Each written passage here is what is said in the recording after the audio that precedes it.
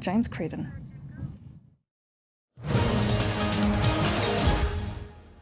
Hello, James. And we're going to start with the current issue of the New Statesman, which is on the topic of revolution, guest edited by actor and comedian Russell Brand, and he's caused no end of controversy, has he?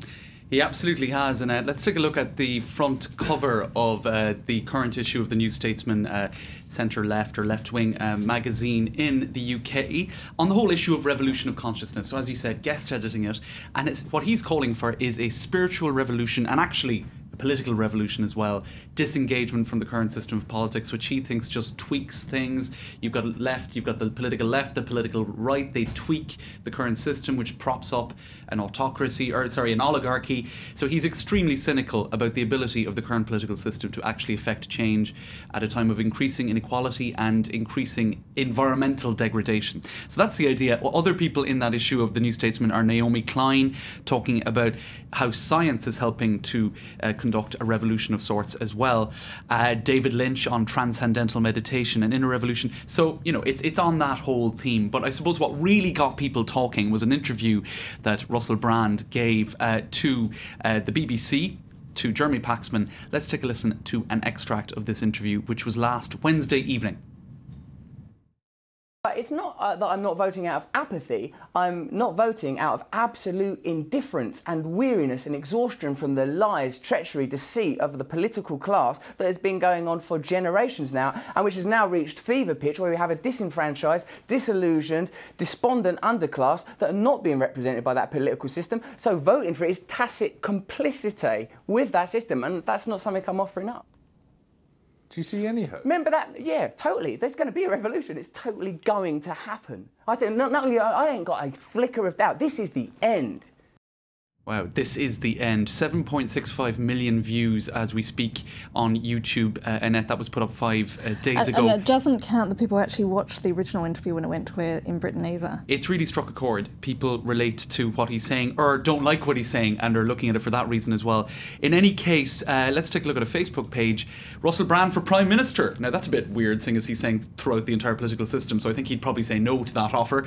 But it's got about 120,000 people have liked that. Others saying I'd vote for him if he had his own political party, but the whole point, I think, of what he's saying is that the political system is not working. Now, while many have sort of, lauded him for speaking out, others have said that he's been somewhat naive and have criticised him for promoting a revolution but not really offering a viable alternative. That's right, and let's take a look at some of those criticisms. Joan Smith for The Independent, saying, spare us the vacuous talk and go back to Hollywood, which is pretty much what Paxman hinted at the start of his interview when he was saying, who are you to guest edit or to edit a political magazine? In other words, what is your legitimacy to suggest that the current political system is not valid? And, she also points out that, in her opinion, refusing to vote is foolish and dangerous. Others have said, actually, maybe we are in pre-revolutionary times. This is Nick Cohen writing for The Guardian. But actually that revolution will be more likely to swing to the far right, with political parties such as the National Front in France making a lot of gains. But it's touched a nerve, as you said, because there are a lot of people who are apathetic about the political system and feel that it's not answering their concerns. And that's what he's really struck a chord with people You're absolutely right. And Simon Kellner, amongst others, this is really the opinion that I've seen articulated quite a lot, saying basically Brand articulates a strain of thinking among a growing number of young people who feel disenfranchised,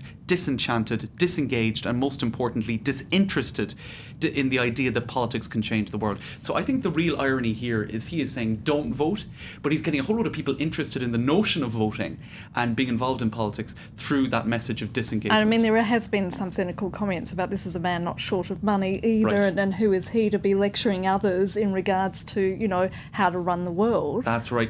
Maybe put your money where your mouth is. Now, in that New Statesman article, he does address that, saying, I don't mind giving up some of my baubles and balderdash for a genuinely fair system, so can we create one? But it's not going to stop people saying, hey, he's got millions and millions, why doesn't he just, take the first step himself? Absolutely. Speaking of politicians, back here in France, James, the leader of the UMP party, which of course is the opposition party, the main opposition party, Jean-François Copé, has had some pretty bad poll results. So it's not just Francois Hollande who's having a bad time of it. These are really bad poll results, and at 73% of the population has a negative opinion of him. Even people on the right, 53% of them don't have a good opinion of him. 78% of people find him too personal. 66% find him arrogant. 56% find him mean. 54% find him sectarian. Ooh. It's a disastrous poll result. Actually, at BVA polling agency, they said it's very rare to have an image this catastrophic for a personality who comes from a political or classical party. Especially when his opposition is polling incredibly badly as well. That's right. Which I think actually, in light of what we've seen with the Russell Brand debate, is interesting, because there is a disenchantment with classical politics right now, and who's going to benefit from that? I suppose the radical fringes, in some respects. Now, finally, Saudi women have been defying the law and posting videos of themselves, goodness me, driving, quel horreur.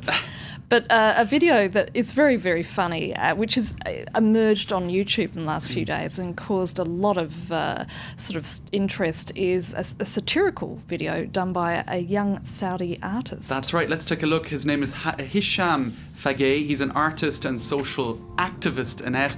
And he said he was in the US studying, and he heard this Jamaican guy who really caught his attention singing a song that we're all very familiar with, which is No Woman, No Cry. And the whole notion of No Woman, No Cry, actually, if you go back to that, the origins of the song in 1974, was about growing up in a ghetto, persuading a woman not to cry because things are going to get better. So there is a message there, I think, for Saudi women. Let's take a listen.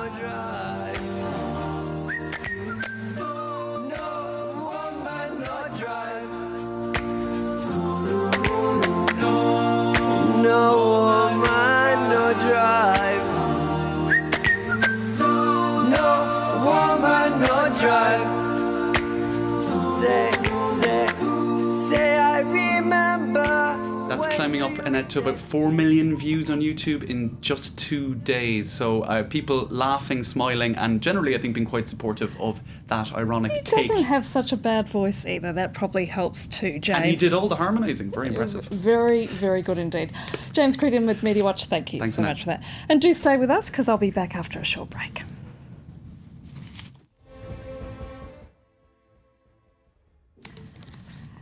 And thanks again. I'll be back after a short break. Do stay with us here on France 24.